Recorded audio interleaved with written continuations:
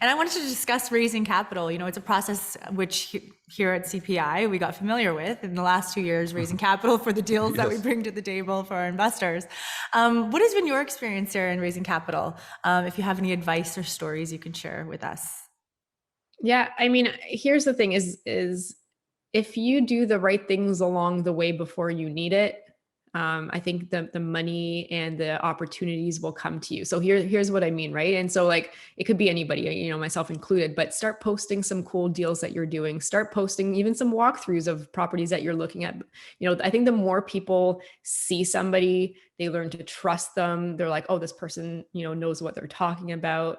You know, I want to know more and I want to do more. And I think with that, then you get people reaching out to you before you even need to have that conversation.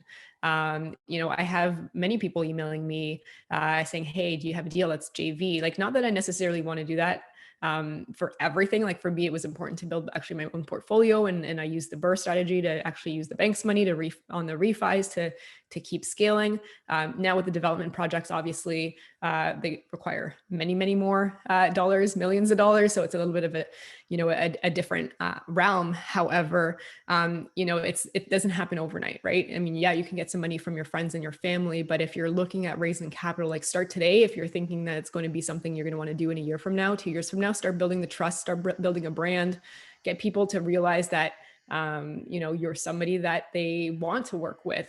And I think it's just a lot easier to do that than trying to say, oh crap, I have to start from scratch now. I need money tomorrow. The desperation is never good.